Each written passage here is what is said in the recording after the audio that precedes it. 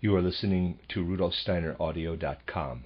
If you are listening to the podcast of this, it is located at RudolfSteiner.podbean.com.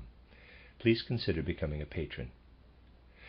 This is a reading of a collection of lectures by Rudolf Steiner that he gave to the workmen of the First Goetheanum. It was originally published as Health and Illness, Volumes 1 and 2.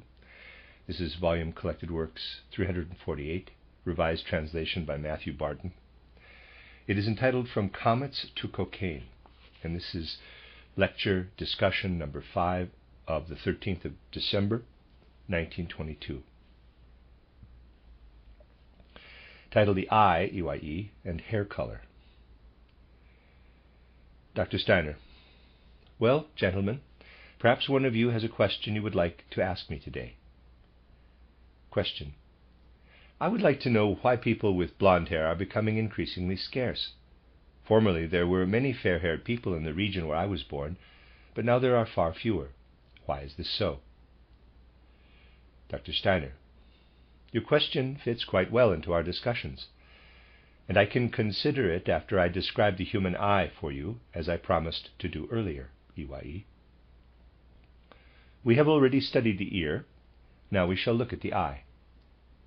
You may have noticed that blonde hair is closely linked with blue eyes. As a rule, blondes have blue eyes. Your question relates to this matter, which you will understand fully when we examine the eye. Eyes have great significance for the human being. It might be assumed that people born blind do not benefit at all from their eyes. Nevertheless, they are still part of them, and they have the function not only of seeing, but also of influencing the entire nervous system, inasmuch as this originates in the brain. The eyes are still there in one who is born blind, even though they cannot see. They are placed in the socket, but something is wrong internally, especially with the optic nerve. In addition, the muscles that control eye movements exist also in a blind person and actually continuously influence the nervous system. Thus, the eye is indeed one of the most important organs of our body. The eye, which is really like a miniature world, is placed in a cavity formed by the skull bones. You might say that it is something like a tiny world. The optic nerve fills out the retina and terminates in the brain, which I shall outline here, and there's a sketch. So if this is the eye seen in profile, and sitting in the eye socket, then here on the right is a canal through which the optic nerve passes. The eyeball lies buried in fatty tissue and is surrounded by bony walls. Attached to it are 6 ocular muscles that extend back into the bony walls of the socket. These bones are directly behind the upper jawbone. In the anterior part of the eye is a completely transparent, clear tissue through which light passes. That the tissue looks black is an illusion. In reality, you see through the eye to its rear wall. You are looking through the transparent skin all the way to the back of the eye.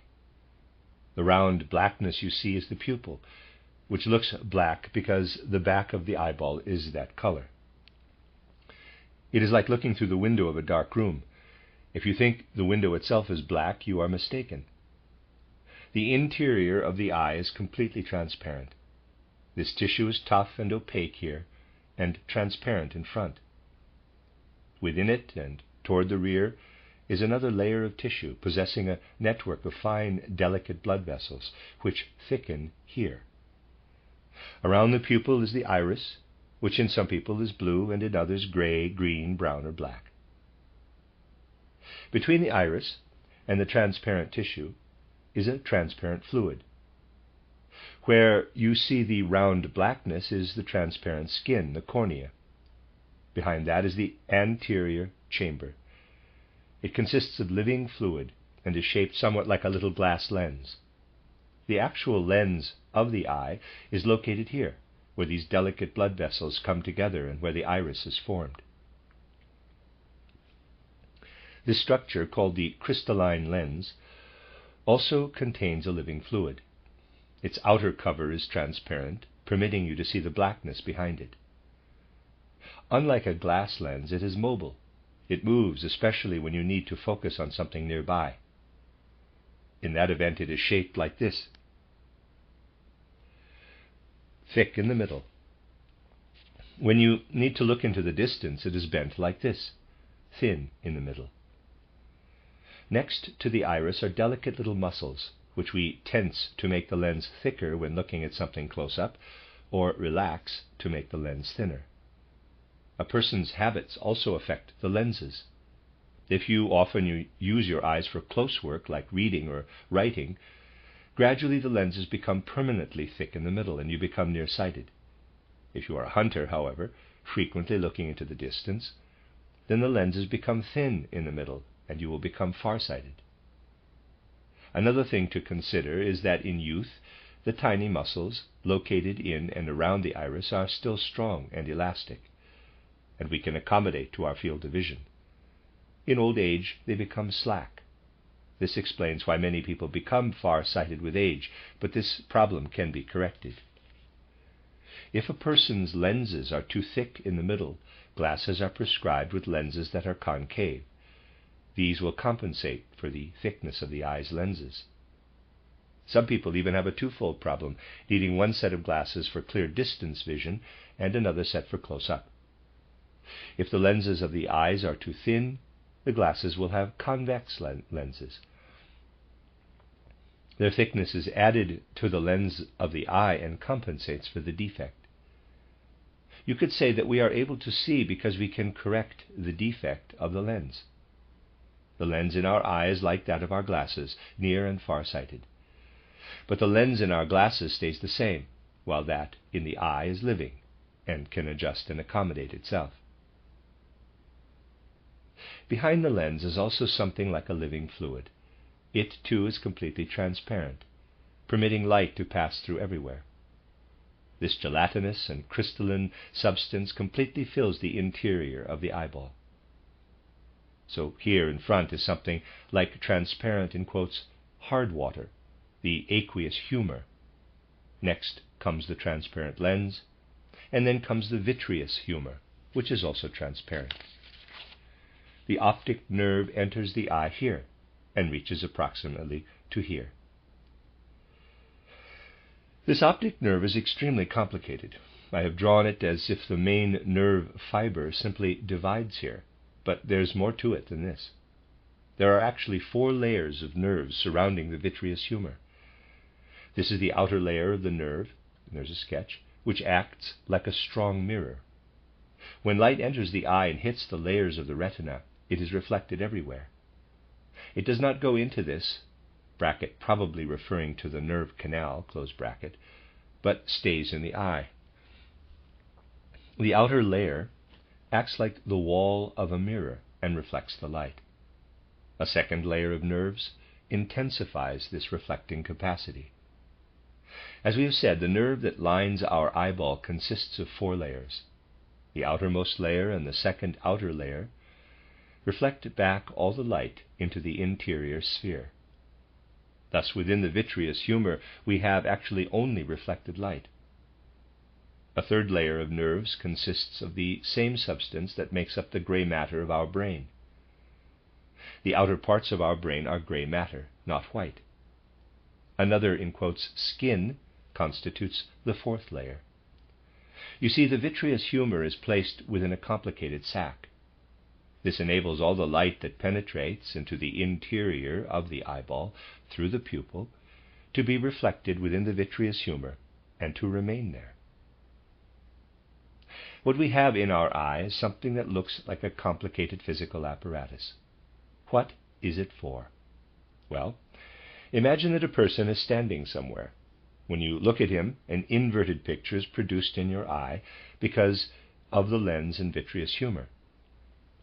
So if a person stands there, you have a small image of him in your eye, but owing to this apparatus, it is an image that stands on its head. The eye is just like a camera in this respect. It is much like a photographic apparatus, in which the object photographed appears in an image upside down. That also happens in the eye, since it is a mirroring device. When light enters, it is reflected. Thus in the eye we have the image of a little person. Even with all our modern sophisticated machinery, something like the human eye can certainly not be manufactured. We must admit that it is altogether extraordinary and marvelous. Now picture to yourselves the starry heaven. Form an image of the light-filled sphere around the earth, and then reduce this picture until it is quite small. What you then have is the interior of the human eye. The human eye is actually a world in miniature, and the reflections in the eye resemble myriad surrounding stars. You see, these outer walls do not reflect evenly.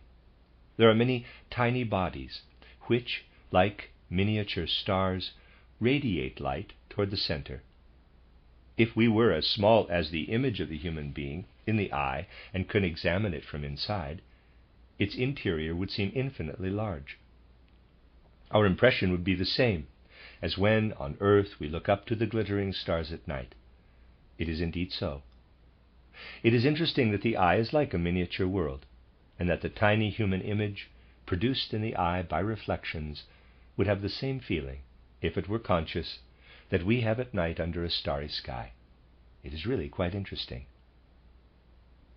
Well, I said, quote, if that image possessed consciousness, close quote. But if we did not possess our eyes, we would not be able to view the starry night. We see the night sky and its brilliant stars only because we have eyes. If we close them, we do not see the stars. Nor could we see the starry firmament if the eye did not already contain within it a miniature world. We say to ourselves that this miniature universe really signifies a big world. This is something that must be clearly understood. Imagine that someone shows you a small photograph of himself or another person. You will realize that even though it is small, it was taken of a regular-sized man. You are not encountering the actual person in this picture. And likewise in the eye, in reality, you have only this miniature starry sky within you when you look up at the heavens. You then say to yourself, quote, what I have here before me is the photograph of the immense starry sky, close quote. You do this all the time. You have within your eye the little starry sky, and then you tell yourself, this is the photograph of the great starry sky. You actually always picture the real starry sky from the miniature firmament in your eye. You conceive of the universe by means of this picture within.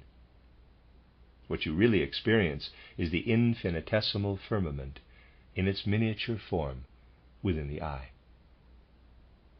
Now, you might say, quote, yes, but this would be true only if we possessed just one eye like the Cyclops, whereas we have two eyes, close quote. Well, why do you have two?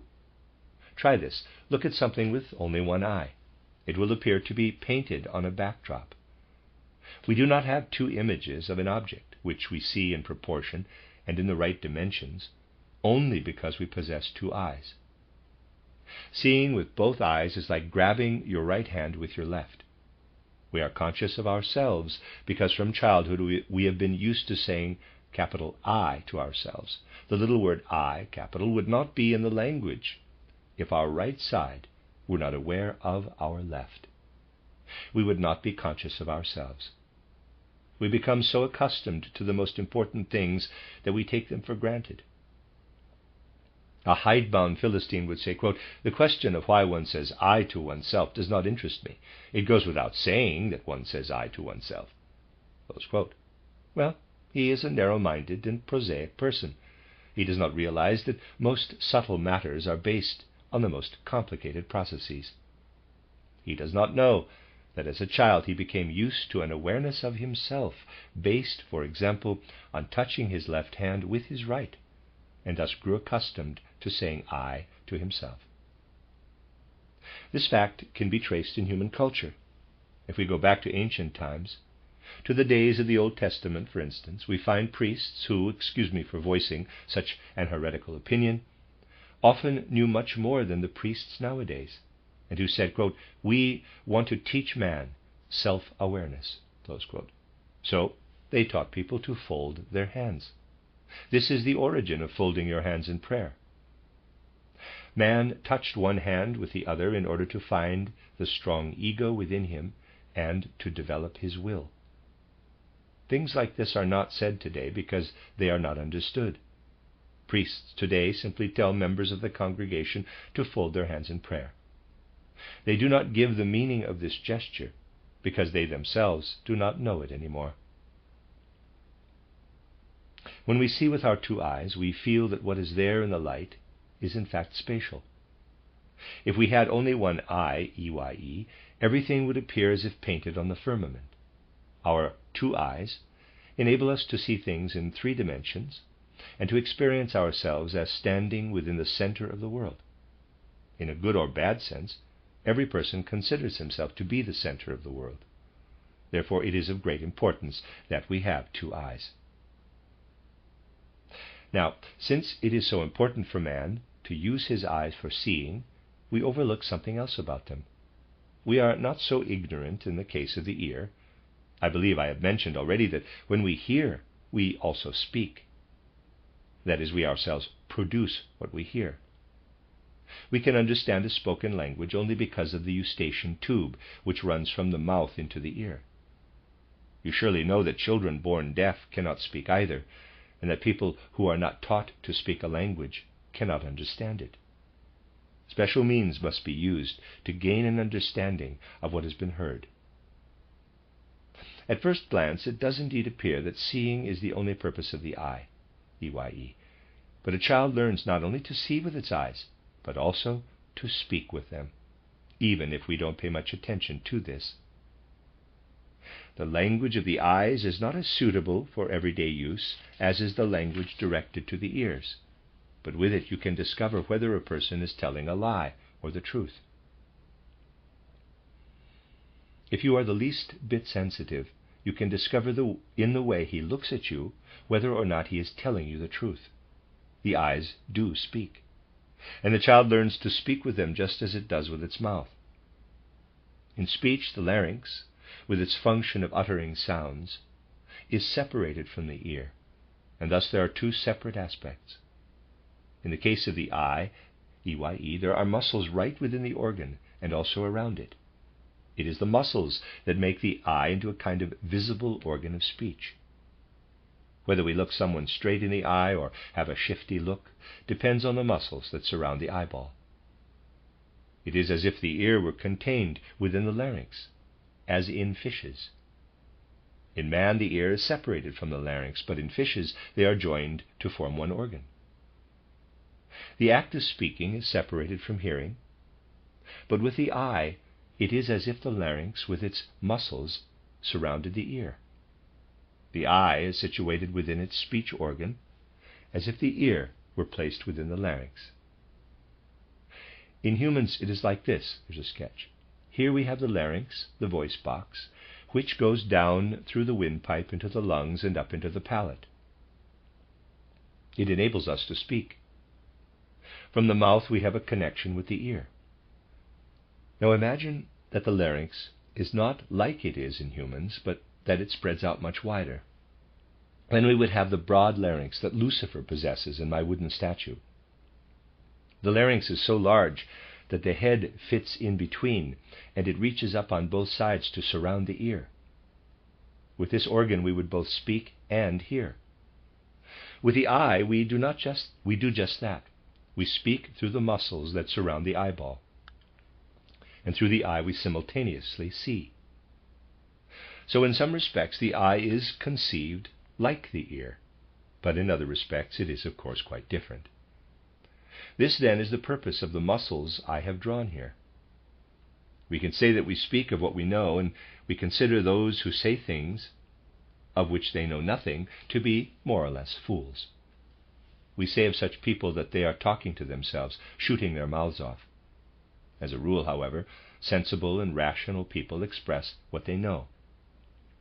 We do not speak consciously with the eye, however, for we would have to be shrewd fellows indeed if we could consciously speak the language of the eyes. This process is unconscious and accompanies our other behavior. The people in southern Italy, for example, still speak of an, in quotes, evil eye. They still know that a person who has a certain look about him is false.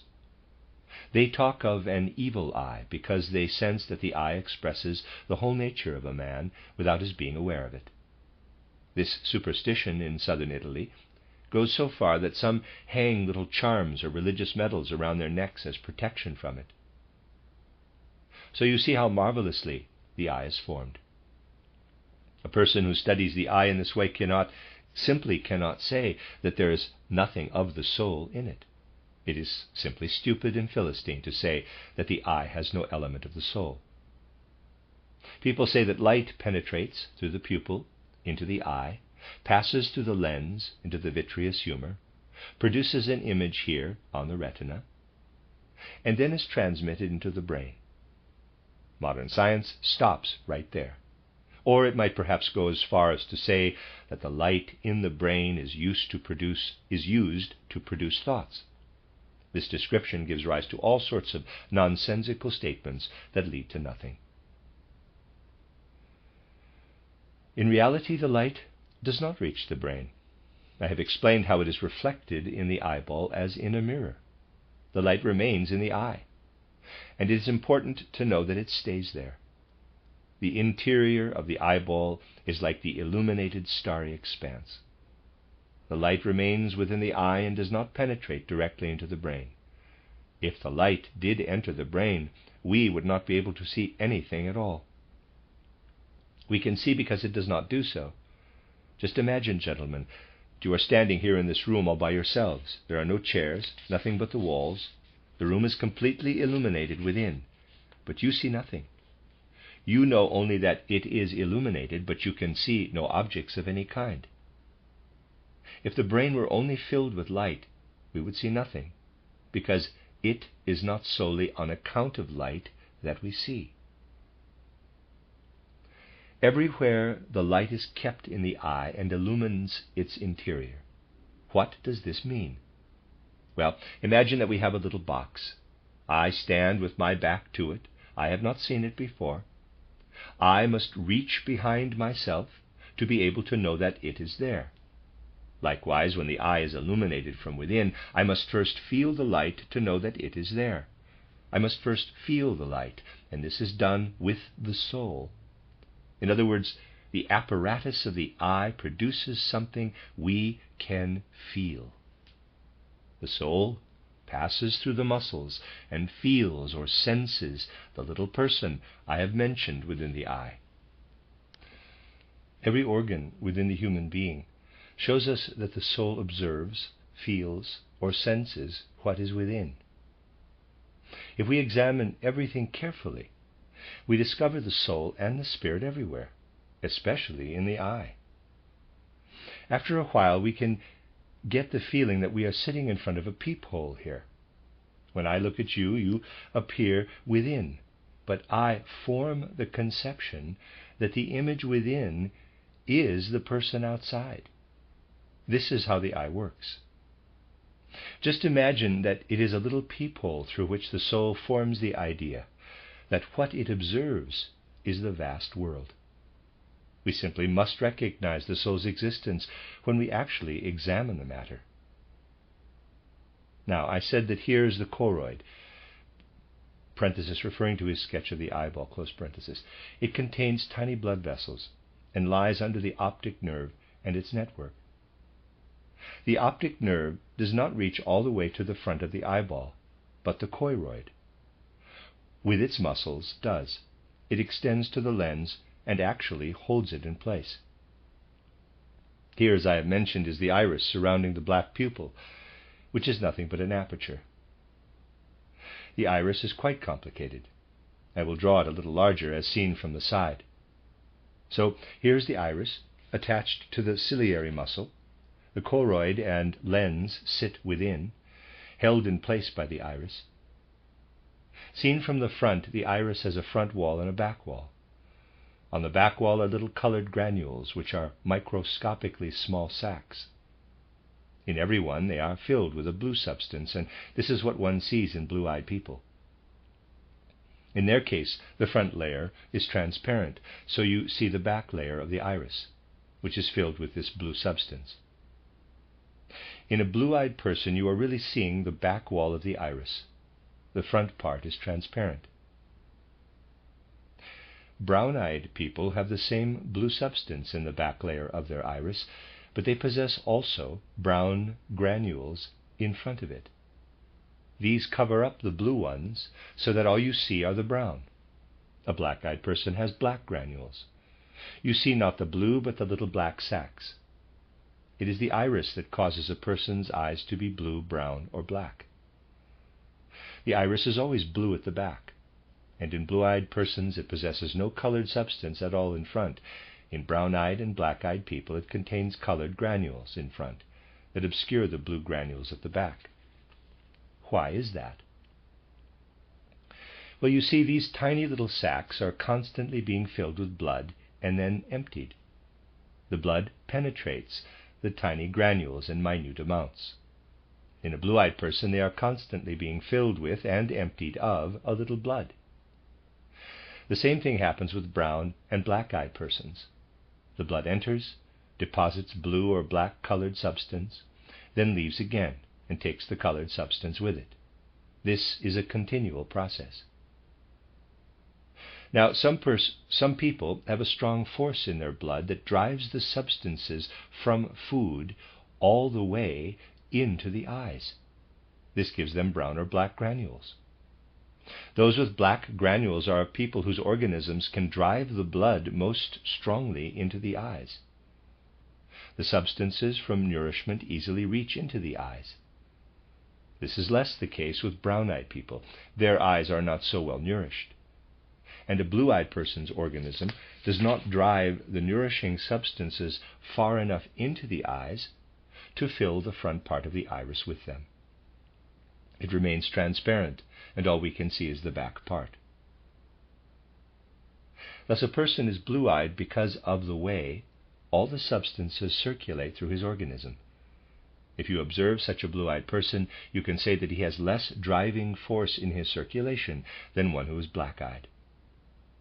Consider the Scandinavians. Much of their nourishment must be utilized in fighting off the surrounding cold. A Nordic man does not have enough energy left to drive the nourishment all the way into the eyes. His energy is needed to ward off the cold. Hence he is blue-eyed. A man who is born in a warm tropical climate has in his blood the driving force to push the nourishing substances into his eyes. In the temperate zones it is an individual matter whether a man possesses more or less inner energy. This also affects the color of hair. A person with strong forces drives food substances all the way into his hair, making it brown or black. A person with less driving force does not push these substances all the way into the hair, and thus it remains light. So we see that blue eyes and blonde hair are related. The one who drives the food substances forcefully through his body gets dark hair and eyes. The one who does it less vigorously gets light hair and eyes. This can be understood from what I have told you. When you take into consideration the most important aspects, you can find meaning for everything.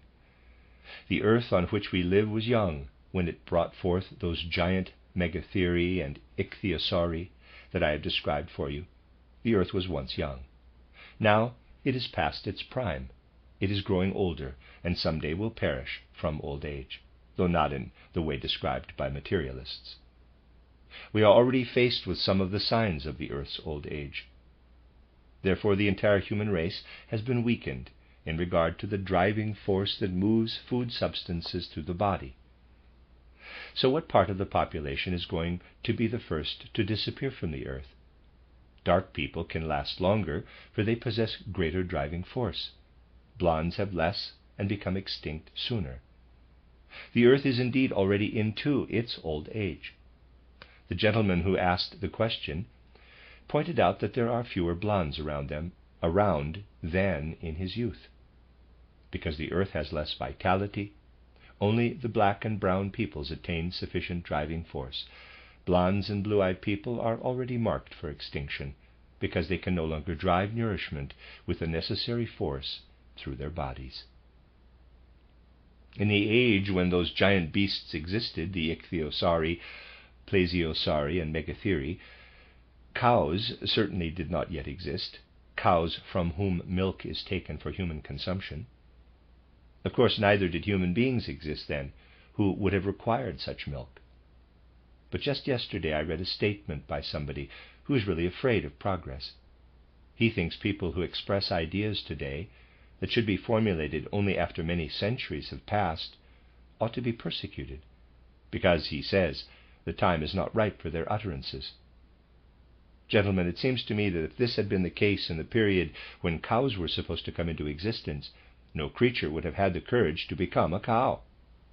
It is like saying, quote, what is taught today as anthroposophy should emerge only after many centuries. Close quote.